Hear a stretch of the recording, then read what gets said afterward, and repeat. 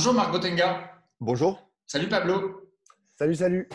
Marc, tu es député européen belge, membre du PTB, le Parti du travail de Belgique. Tu viens de publier une tribune dans laquelle tu t'interroges. Devons-nous dire merci au capitalisme pour le vaccin, écris-tu?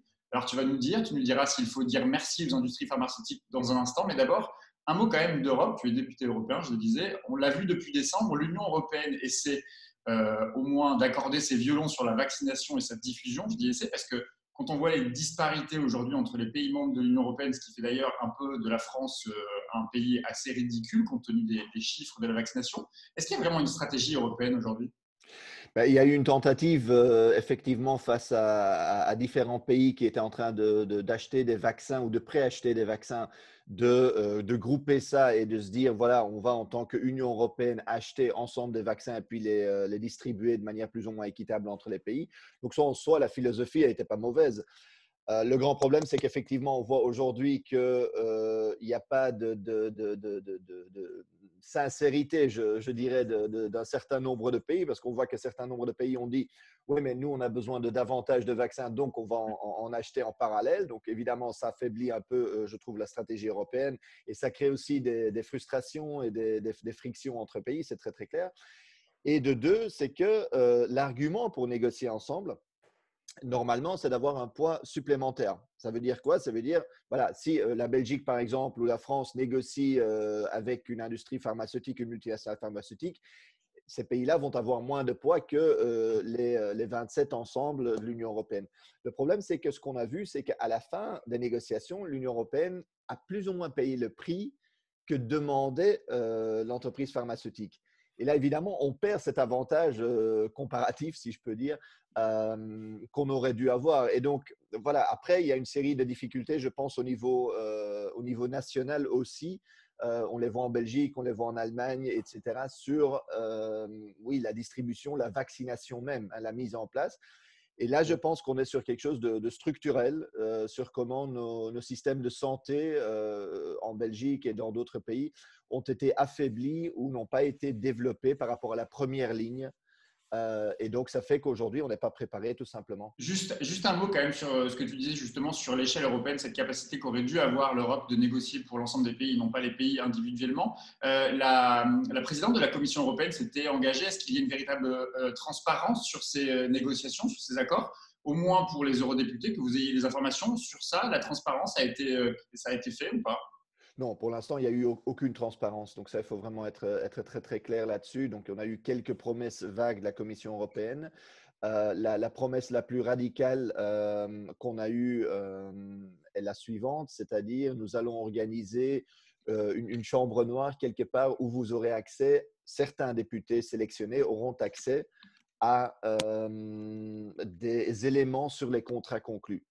Donc, vous voyez déjà avoir accès de manière limitée pour un certain nombre de députés à des éléments sur les contrats.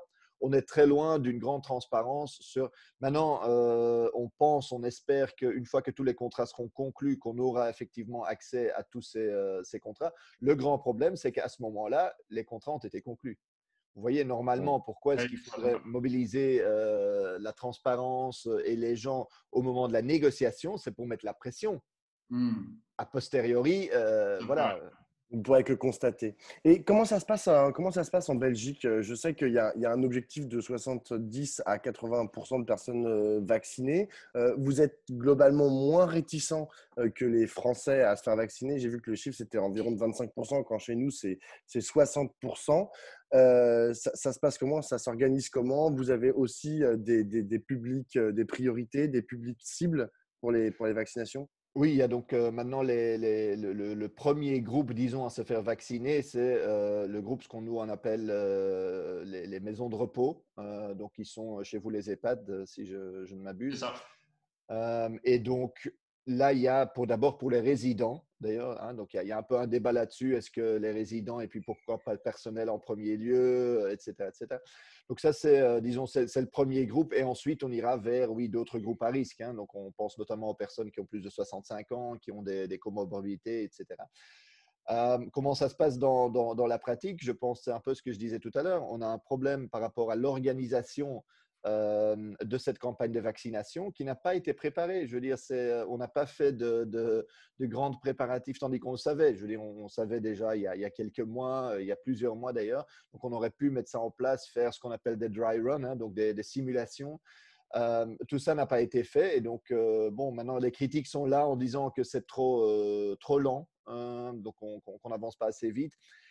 Je pense que c'est surtout une question d'organisation du système sanitaire et c'est un problème qu'on voit réapparaître à chaque fois. Donc, on l'a eu en Belgique par rapport aux masques, on l'a eu par rapport aux tests, au dépistage, on l'a eu ensuite par rapport au suivi et on l'a maintenant par rapport au vaccin. Donc, c'est à chaque fois le même refrain et il est lié tout simplement à une destruction, une non-construction d'un système de santé publique avec une première ligne forte, bien articulée sur le territoire. Donc, ça c'est la base. Et on voit que les mêmes problèmes reviennent à chaque étape et que donc, on n'est tout simplement pas préparé à gérer une pandémie. Alors, il y a aussi une polémique sur les types de vaccins en France. Jean-Luc Mélenchon, le chef des Insoumis à l'Assemblée nationale, a souhaité, lui, qu'on achète des vaccins de type traditionnel donnant des pourcentages assez hauts de résultats positifs comme on les exigeait par le passé. Et plutôt que de se battre pour avoir les doses de Pfizer ou de BioNTech, qui se basent, eux, sur des technologies génétiques et non traditionnelles, ils recommandent d'acheter des vaccins de type traditionnel aux pays qui en produisent, et ici, la Russie, Cuba, ou la Chine. Tu partages ce raisonnement entre vaccins dits traditionnels et vaccins dits de technologie génétique? Mais vous savez, pour l'instant, le seul vaccin qui a été approuvé, donc on en aura peut-être aujourd'hui ou demain un autre qui sera approuvé par l'Agence européenne des médicaments, mais pour l'instant, le seul approuvé est celui de Pfizer, donc Pfizer-BioNTech, hein. Donc, pour l'instant, évidemment, on est obligé, je veux dire, il faut suivre les procédures. Moi, je suis absolument pour qu'il y ait un contrôle de l'Agence européenne des médicaments pour dire, voilà, quel vaccin est efficace, sûr, etc. Ça, c'est vraiment, vraiment important. On doit demander d'ailleurs une plus grande transparence à cet égard-là. Je ne pense pas qu'il y ait, comment dire, voilà, je suis pas non plus, je ne parle pas non plus d'une autorité médicale, donc je ne veux pas, moi, juger les vaccins, ce n'est pas ma position. Moi, ce que je pense, c'est que ça a un sens, d'une part, d'avoir misé sur différents types de vaccins, parce qu'on ne savait pas il y a 6 mois quel vaccin allait fonctionner, allait pas fonctionner, etc. Par contre, ce qui me semble beaucoup plus important aujourd'hui, c'est que si ces vaccins sont prouvés efficaces, sûrs, etc., ben alors tout le monde puisse y avoir accès. Parce que le grand problème se trouve à ça. Si on regarde aujourd'hui Pfizer, qui a un vaccin qui fonctionne, qui a une efficacité assez élevée de ce qu'on comprend. Après, il y a des données qu'on ne sait pas, hein, la durée de l'immunité, etc. Ça, c'est des choses qu'encore on ne sait pas. Et voilà, on devra faire clarté là-dessus. Mais le grand problème, c'est qu'en laissant le monopole sur ce vaccin à Pfizer, qui ne l'a pas développé d'ailleurs, hein, donc ça vient par BioNTech et des fonds publics, en laissant le monopole, évidemment, Pfizer ne peut pas fournir suffisamment de vaccins pour toute l'Europe tout de suite ou même pour le monde entier. Et donc, ça veut dire qu'on accepte en fait des pénuries de vaccins. Tandis que si on faisait comme l'ont demandé par exemple l'Afrique du Sud et l'Inde en disant on va lever le brevet sur cela, bah alors ce vaccin pourrait être produit dans d'autres usines ailleurs que seulement, notamment ici dans un village flamand du nord de la Belgique. Donc, c'est ce que tu dis en fait dans ta tribune, c'est que les vaccins, en gros, on ne les doit pas au libre marché capitaliste et à la bienveillance des multinationales pharmaceutiques. Mais quand même, je vais me faire un peu l'avocat du diable. Tu l'as dit, c'est quand même BioNTech qui a développé, qui a produit une grande partie de la recherche pour ces vaccins. Est-ce que, à ce titre-là, et encore une fois, je me fais l'avocat du diable, tu ne pourrais pas un peu leur rendre un hommage et dire, bon, bah, il est aussi normal, comme l'avait dit, je crois, le PDG de Pfizer, que vous tiriez un peu parti du développement et de la diffusion de ce vaccin, que vous le fassiez, que vous en tiriez une juste rétribution, entre guillemets. Mais je pense qu'il y a d'abord un problème effectivement structurel qui fait qu'aujourd'hui, on n'a pas en Europe un pôle pharmaceutique public vraiment bien développé. Donc, ça, c'est un problème qui fait qu'effectivement, il y a une dépendance pour certaines étapes de l'industrie pharmaceutique privée. Ceci étant dit, il faut réfléchir à ce qu'on fait. Donc, on a financé recherche et développement. Personne ne met ça en doute. On a financé aussi l'extension de la capacité de production. hein, parce qu'il n'y avait pas non plus de capacité de production. Donc, on a financé cela. On a pris, en tant que collectivité, en tant que gouvernement, en tant que budget nationaux, une bonne partie, voire toute la responsabilité pour les vices cachés sur le long terme. Donc, ça veut dire que si jamais il y aurait des effets secondaires, pas dans l'immédiat, mais sur le plus long terme, de la vaccination actuelle, ben alors la responsabilité financière, non pas la responsabilité civile légale, mais la responsabilité financière est transférée vers l'État, vers la collectivité. Donc, on paye ça aussi. Et on paye un prix d'achat. Oui. Alors, je veux bien qu'à un certain moment, on dise oui, mais on doit être payé pour le travail qu'on est fourni. Bien sûr, mais pourquoi est-ce que nous devons payer 4, 5 fois ce vaccin? La question, elle se trouve là, pour ensuite avoir un vaccin qui appartient à l'industrie pharmaceutique privée et qui donc pourra le vendre chaque année ou chaque 6 mois. Enfin, on devra voir combien de rappels, de combien de rappels on aura besoin. Finalement, on est un peu dans une situation, j'ai pris l'exemple d'une chaise.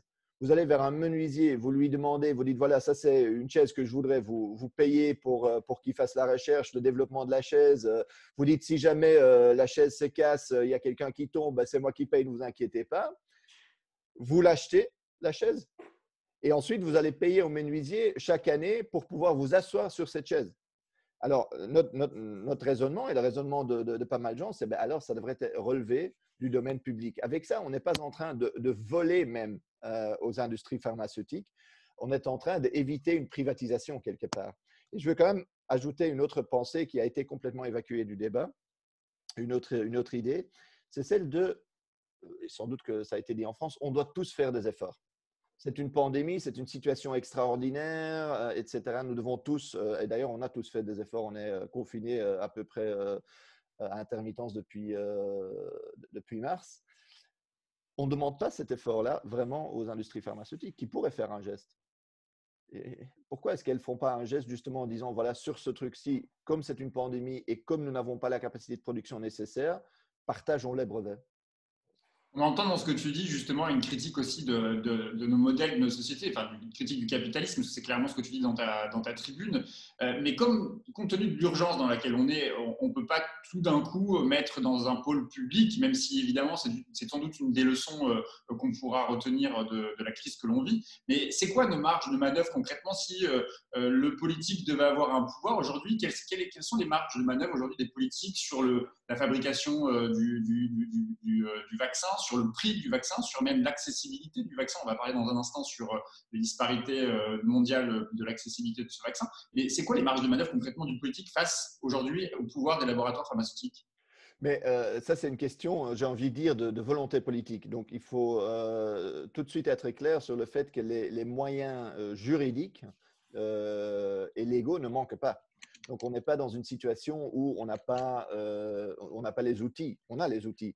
Je vais vous dire, donc printemps 2020, on a eu l'Organisation mondiale de la santé qui a mis sur pied ce qu'ils ont appelé le setup. Donc, c'est un mécanisme, disons, de pooling. Donc, on peut mettre ensemble toutes les technologies, toute la recherche liée à la recherche au développement d'un vaccin à Covid. Pourquoi est-ce que l'Organisation mondiale de la santé a fait ça? Disant, si on groupe toute la science, toutes les technologies produites par les chercheurs, ben alors on va pouvoir avancer beaucoup plus rapidement. Et on va pouvoir, donc c'est une idée, l'Organisation mondiale de la santé est venue avec ça, hein, donc ce n'est pas quelque chose de très bizarre. On pourrait tout simplement dire, à chaque fois qu'il y a des fonds publics, vous mettez ça dans ce mécanisme de l'OMS. Première chose. Deuxième chose, dans les contrats, quand on négocie les contrats, pourquoi est-ce qu'on ne demande pas, voilà, on négocie un prix, pourquoi est-ce qu'on ne négocie pas qu'à la fin, sur les brevets, il y a un partage de brevets? Je veux dire, ça c'est déjà… Et même si maintenant, ça n'a pas été fait, etc., mais on arrive à avoir une pression populaire assez importante pour faire bouger le gouvernement, ce qui n'est pas exclu quand on est face à des pénuries ou des prix trop élevés. Ben alors, il y a au niveau national le moyen de ce qu'on appelle les licences contraignantes. En fait, les licences contraignantes, c'est quoi? C'est que donc une licence, c'est la licence de pouvoir produire le vaccin. Avec une licence contraignante, en fait, ce qu'on fait, c'est qu'on ouvre un brevet. Donc, un brevet, c'est quelque part un monopole d'une entreprise. Avec une licence contraignante, en fait, l'État contraint l'entreprise à partager le brevet et à permettre à d'autres entreprises de passer à la production, ce qui est évidemment un outil intéressant, notamment pour les génériques, etc., qui a été utilisé dans l'histoire différentes fois déjà, en situation d'urgence sanitaire. Donc, les moyens légaux et juridiques sont tout à fait là. Alors, il y a un autre truc dont tu as parlé tout à l'heure, c'est la distorsion entre les pays les plus riches qui peuvent, en gros, se procurer rapidement des vaccins et les pays les plus pauvres qui vont parfois devoir attendre jusqu'à 2022 ou 2023. Comment on court-circuite cette logique infernale? Et surtout, comment est-ce que tu vois d'un bon œil la volonté de la Chine de livrer gratuitement des vaccins à certains pays en voie de développement? Tout d'abord, je pense que c'est un peu paradoxal, mais en début avril, la présidente de la Commission européenne, Ursula von der Leyen, a elle-même donné la piste, c'est-à-dire faisons de ce vaccin un bien universel commun. Parce que quand il n'y a pas de brevet, tout le monde peut le produire. Évidemment, je ne dis pas qu'on peut dans l'immédiat produire ça partout suffisamment pour tout le monde, mais on augmenterait de manière importante quand même la capacité de production. Aujourd'hui, on est dans un modèle qui est différent. Donc maintenant, on est en train de célébrer le modèle israélien de vaccination chez nous. Et le modèle israélien, au-delà du fait qu'il exclut les Palestiniens et qu'on est donc dans un système d'apartheid sanitaire, mais en deuxième lieu, c'est un modèle qui est complètement, à mon avis, malsain. C'est-à-dire, Israël a beaucoup de vaccins. Pourquoi? Parce qu'ils ont accepté de payer le double du prix que les pays européens. Donc là, on est dans une logique de dire, si vous avez de l'argent, vous avez droit à la santé, et sinon, vous devrez attendre ou mourir, vous aurez plus de victimes. Donc, c'est un modèle qui est complètement voilà, on va y arriver. Mais quand on veut sortir de ce modèle-là et on veut aller vers un modèle de partage équitable, et on en a tous besoin. Donc, c'est une dimension, il y a une dimension de solidarité internationale, mais il y a aussi une dimension, si on veut, d'intérêt propre. Parce que face à une pandémie, si une septantaine de 70 pays en France ne sont pas protégés ou n'ont pas accès à la protection contre le Covid, ça veut dire que les autres ne sont pas en sécurité non plus.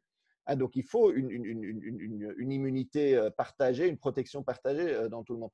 Aujourd'hui, on voit que la stratégie des brevets et des achats de l'Union européenne fait que, effectivement, 9 personnes sur 10 dans 70 pays n'auront pas accès au vaccin l'année prochaine. La solution a été proposée par l'Inde, l'Afrique du Sud, en disant « laissez-nous produire ce vaccin, permettez-nous de le faire ». Et ça va aller plus vite. Sur la Chine, oui, je pense que c'est la bonne philosophie, c'est de dire offrons ce vaccin, non seulement en le produisant nous-mêmes, mais permettons aussi aux autres de le produire. Et que ce soit après un vaccin chinois, un vaccin européen, etc. L'important, c'est que ce soit un vaccin efficace et sûr. Mais la philosophie, si on veut éviter les pénuries, doit être celle-là. On a une dernière question, Marc Botenga. Il y a un débat en ce moment qui arrive sur le passeport vaccinal. Certains pays réfléchissent déjà à la mise en place de ce passeport pour pouvoir laisser rentrer les étrangers sur leur territoire. On entendait ce matin en France le patron des patrons, le président du MEDEF sur France Info, dire que lui, il serait assez favorable pour certaines situations. Il citait par exemple l'accès aux salons professionnels, par exemple. Il faudrait avoir un passeport vaccinal pour entrer dans ces salons professionnels. Qu'est-ce que tu penses de cette possibilité ? Je pense que c'est potentiellement dangereux parce qu'on risque de créer, et c'est quelque chose d'ailleurs qui revient aussi dans les sondages en Belgique, que les gens se rendent compte de ça, d'un point de vue des droits démocratiques, on risque de créer une situation où on a des citoyens de deuxième catégorie, où on a des citoyens qui sont discriminés, qui sont avantagés, etc. Donc, je trouve que c'est une logique, je peux comprendre pourquoi certains patrons veulent aller dans ce sens-là, mais je serais extrêmement prudent parce que ça peut aussi causer effectivement soit une stigmatisation de certaines personnes, une exclusion, un manque de liberté tout simplement. Et voilà, je trouve que c'est pas quelque chose qui me convainc comme stratégie. Et je veux quand même noter qu'on est encore une fois sur une responsabilité tout d'abord collective, de garantir que les gens aient droit au vaccin et accès au vaccin. Et finalement, qu'on prenne aussi les autres mesures, parce que ce n'est pas que le vaccin qui va tuer, si on veut, le Covid. Il y a toute une série de mesures collectives que nous devons prendre, sécurité au travail, oui, enfin, on a des gestes barrières, mais il y a beaucoup plus que ça, à l'école, à l'entreprise, etc. Et voilà, une lutte de santé publique contre une pandémie, mais requiert beaucoup plus que juste un vaccin. On espère que le vaccin va nous donner un gros boost, un énorme soutien, etc. Mais ce n'est pas que ça. Et donc, voilà, je trouve que individualiser vraiment et puis pouvoir stigmatiser certaines personnes, exclure ces personnes de certains droits, je pense qu'on est dans une logique potentiellement très dangereuse. Merci beaucoup d'avoir accepté notre Merci invitation. beaucoup, Merci à Marc. vous.